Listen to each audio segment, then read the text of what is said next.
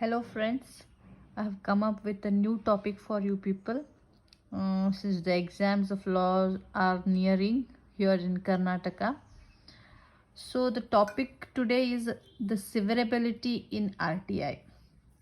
It is a very easy topic. Only you need to mug up the definition.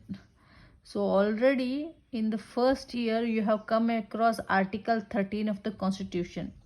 So it is based on that which we have to discuss here. So I will start with explaining. There will be an act, okay? This will be as a whole. So it will be having many provisions inside that.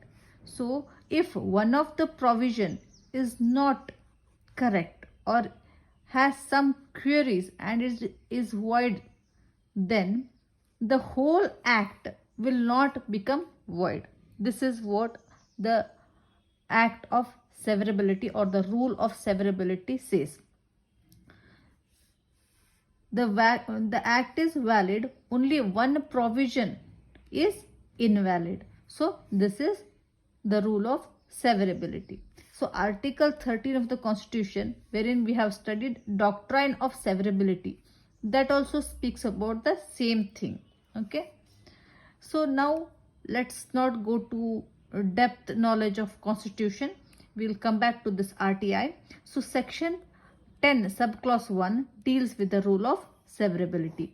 So here what it says is, where a request for access of information is made, the PIO has to consider the aspect of severability before denying the information. So as you ask any information to the PIO, he has to first see into whether the whole thing is exempted for disclosure, as we have already learnt about the exemptions of disclosures. So he has to think, the PIO, it is the PIO who decides what information can be given, what information should not be given. So the PIO should consider the aspect of the rule of severability, and he should decide whether which information is relevant to be given.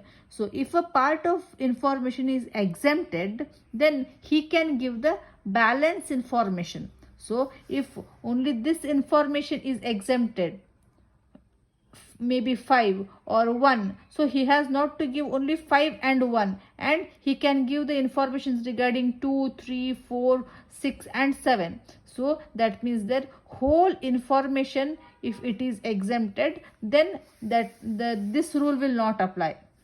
Only it applies to a part of information. If it is exempted, then only the rule of severability applies here, and that remaining part of information can be given to the applicant. So it is a very important provision. And here in further in section 10 clause 2 of RTI, what he says is, the central public information officer or the state public information officer, they must inform the applicant about which part is exempted, the reason for the denial of the information, then the names and designations of the officers who has decided on this, and the details of the fees they have paid to access the information, and the details of the first appellant authority, his name, his address, and why so he has denied the information, giving it to you.